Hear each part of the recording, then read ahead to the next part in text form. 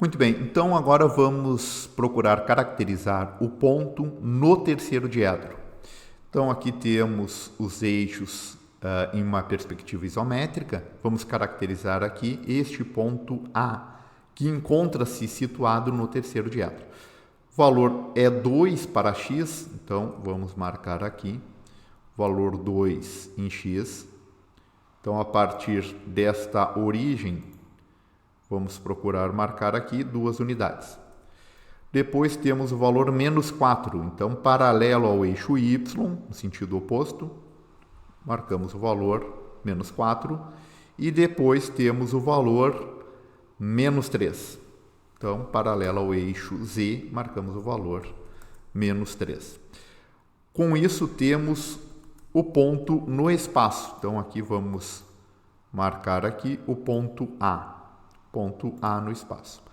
Temos a projeção do ponto A, há uma linha,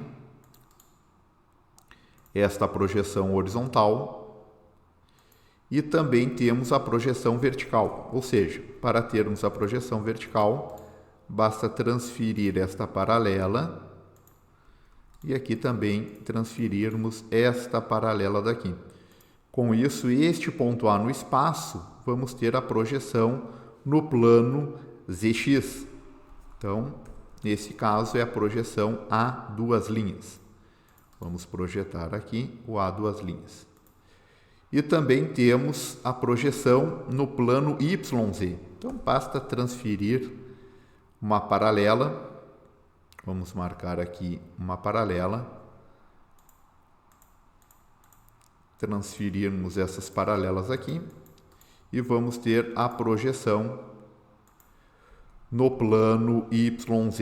Então, este ponto A, quando projetamos aqui no plano YZ, vamos ter o A 3 linhas. Então, só vou unir aqui estas linhas daqui, para a gente ter uma ideia mais clara das projeções.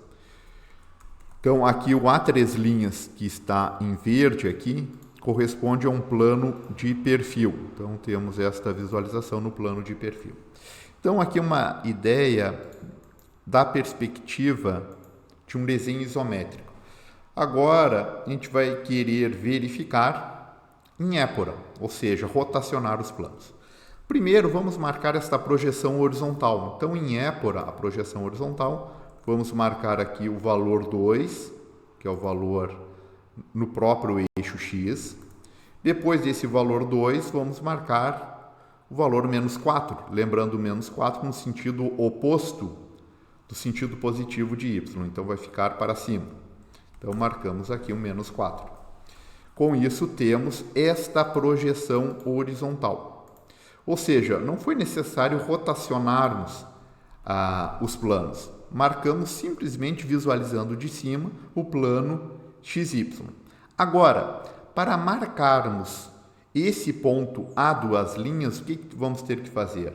Vamos ter que fazer com que esse plano, que é o plano ZX,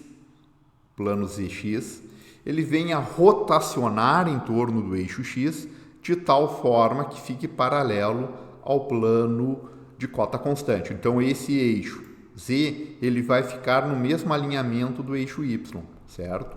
Então, o A duas linhas, ele vai ficar no alinhamento paralelo a Y. Então, nesse mesmo alinhamento daqui, esta linha e esta linha daqui vão ficar alinhadas. Então, nesse alinhamento, vamos marcar o valor correspondente, menos 3.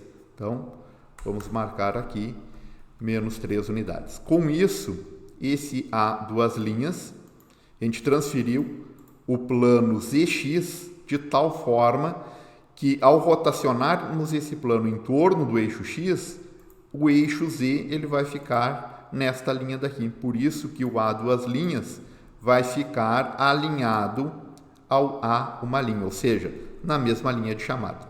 Então, temos o A duas linhas. Então, a ideia é sempre caracterizar no mesmo plano de projeção.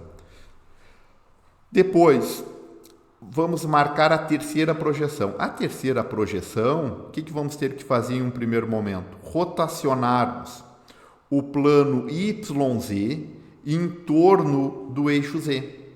Então, se rotacionarmos esse plano YZ em torno do eixo Z, este ponto daqui, tá, da terceira projeção, ele vai ficar alinhado nesta parte A duas linhas, mas vai ficar nesta direção, certo?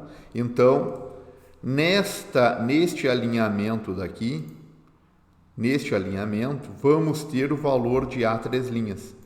Bom, se vamos ter o valor de A três linhas, esta medida daqui corresponde ao valor de afastamento. Então, esta medida de afastamento daqui corresponde ao valor menos 4. Tá? Então, o que vamos ter que marcar? Esse valor daqui, de menos 4, vamos marcar deste ponto para cá. Então, a partir deste ponto daqui, vamos marcar o valor correspondente de menos 4. Então, marcamos aqui e com isso vamos ter o valor de A três linhas. Então, esta é a medida.